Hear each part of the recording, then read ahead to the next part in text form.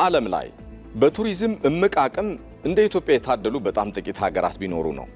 ኢትዮጵያ የተፈጥሮ ሀብቶችን፣ ታሪካዊና ሰው ሰራሽ ቅርሶችን እንደዚሁም ባህላዊና ማህበራዊ እሴቶችን አሟልታ እንደመያዟ አማርጦ መጎብኘት ይቻላል።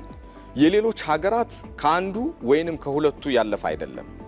ዛሬ ላይ ኢትዮጵያ ከ3 የቱሪዝም መዳረሻ ስፍራዎች በተጨማሪ የቴክኖሎጂ ጉብኝት ማዕከላትንም በማልማት ላይ ትገኛለች። ይሁንና ይህ ታላቅ እምቅ አቅም ለዘመናት በጥቂት ታሪካዊ ስፍራዎችና የባህላዊ ሀብት ጉብኝቶች ላይ ብቻ ተወስኖ ቆይቷል። ዛሬ ላይ ያ ታሪክ ተቀይሯል። እንዴት? ቆይታችን ይህንን ጉዳይ ይተነትናል። አብራችሁን ዝለቁ።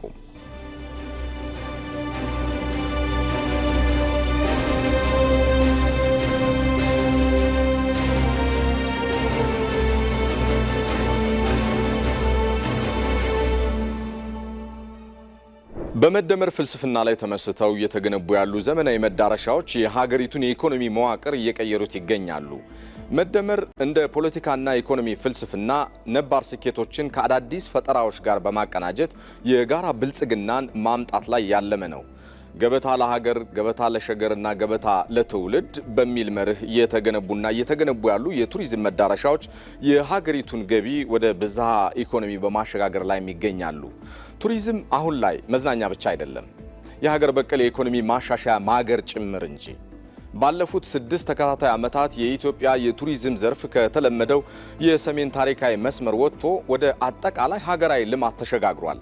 ቀደም ሲል ቱሪዝም ሲነሳ አክሱም፣ ላሊበላና ጎንደር ብቻ ይታወሱ የነበረበት ነው።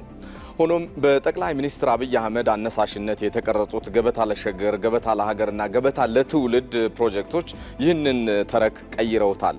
ዛሬ ላይ የሀገሪቱ 4ቱም ማዕዘናት የጉብኝት መስመር በመሆን ላይ ናቸው።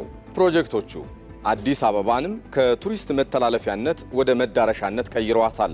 የአፍሪካውያን ወንድሞቻችን የኩራት ምንጭና የጉብኝት ምርጫቸው እንድትሆንም አድርጎታል።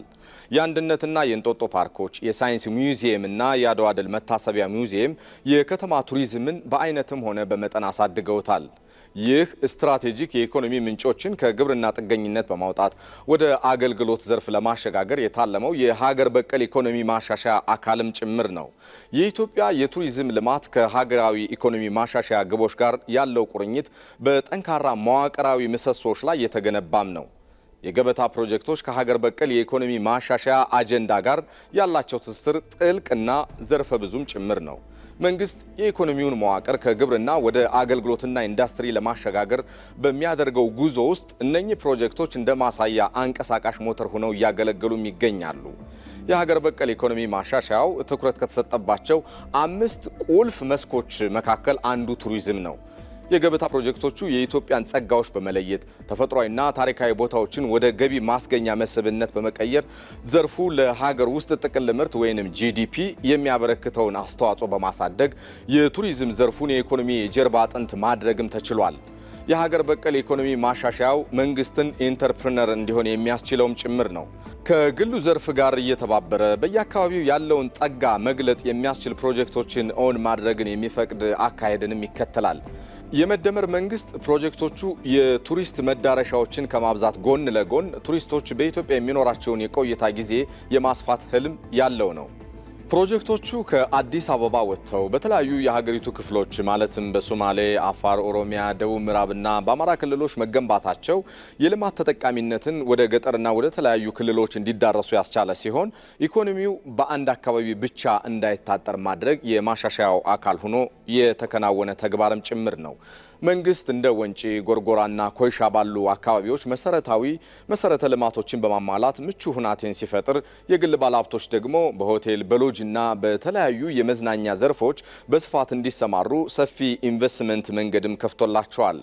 የአረንጓዴ አሻራ መርሃ ግብር ከቱሪዝም ዘርፍ ጋር ያለው ተመጋጋቢነትም ሌላኛው የጥንካሬ መገለጫ ተደርጎ የሚወሰድ ነው።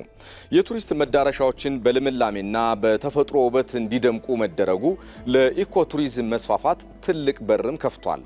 ይህ ለአየር ንብረት ለውጥ የማይበገር አረንጓዴ ኢኮኖሚ ለመገንባት ከታለመው ሀገራዊ ግብ ጋር ፍጹም ተጣጥሞም ይገኛል።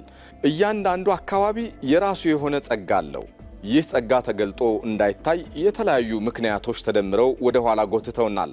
አሁን ላይ ግን ኢትዮጵያ ያላት ጸጋ ይበልጥ እየተገለጠና ውበቷም ፈክቶ እየታየ መጥቷል። ለአብነት ያክል በአፋር ክልል የተገነባውና ለአገልግሎት ክፍት የሆነው ኒኢንሌ ፓልም ሎጂ ተደብቆ የቆየውን የአፋር የተከማቸ ጸጋ የገለጠ ፕሮጀክት ነው።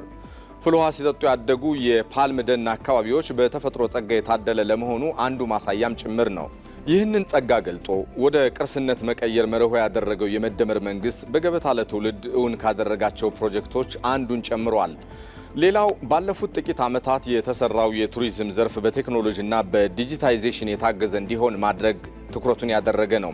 ይህ በዓለም አቀፍ መድረክ ተወዳዳሪነቱና ተመራጭነቱን ከፍ እንዲል አድርጎታል። የቪዚት ኢትዮጵያ ዲጂታል መድረክና የቴሌብር ዘመናዊ የክፍያ ስርዓቶች ተግባራዊ መደረጋቸው ዘርፉን ይበልጥ ዘመናዊ፣ ቀልጣፋና ለጎብኚዎች ምቹ በማድረግ የሀገሪቱን የቱሪዝም ገጽታ አዲስ መልክ አላብሶታል።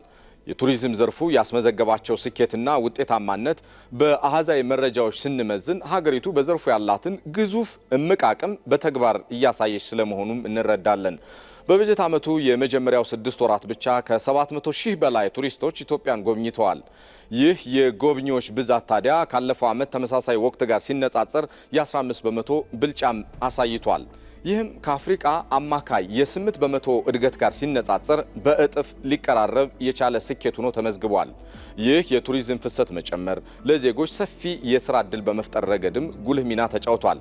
ለምሳሌ ያክል የገበታ ለሀገር አካል በሆነው በወንጪ ደንዲ ፕሮጀክት ግንባታ ወቅት ብቻ 8000 እስከ 12000 የሚጠጉ ዜጎች የሥራ ዕድል መፍጠር ተችሏል።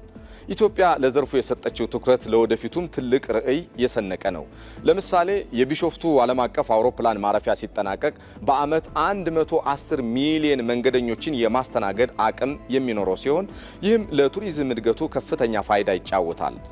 ሶስቱ ታላላቅ የገበታ ፕሮጀክቶች ማለትም ገበታ ለሸገር፣ ገበታ ለሀገርና ገበታ ለትውልድ እንደየዓላማቸው በተለያዩ የፋይናንስ ምንጮች የሚደገፉም ናቸው። እነኚህ ፕሮጀክቶች የየአካባቢውን ጸጋ ከመግለጥ ባለፈ ለቱሪዝም ወሳኝ የሆነውን የመሰረተ ልማት ግንባታን በየመዳረሻዎቹ ለማዳረስ አቅም መፍጠራቸው ለዘመናት ዘርፉ ሲናፍቀው የነበረውን ውጤታማነት ይዞለት የመጣ ሆኗል።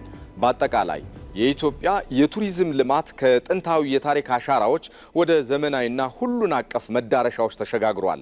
ይህ ለውጥ ከስራ ዕድል ፈጠራ፣ ከገጽታ ግንባታና ከቱሪዝም የውጭ ምንዛሬ ግኝት ባለፈ የዜጎችን የኑሮ ጥራት እያሻሻለም ይገኛል። ቱሪዝም የሀገር በቀል ኢኮኖሚ ሞተር ሆኖ መቀጠሉ ኢትዮጵያ በአፍሪካ ቀዳሚ የጉብኝት ማዕከል የማድረግ ርዕይን እውን ያደረገ ነው። ከእንጦጦ ጫካ እስከ ደቡብ ኢኮሎጂዎች፣ ከሎጎ ሐይቅ ሎጂ እስከ ኒኢንሌ ፓልም ሎጂ ድረስ ኢትዮጵያ ለዓለም አዲስ የቱሪዝም ተስፋን ሰንቃለች።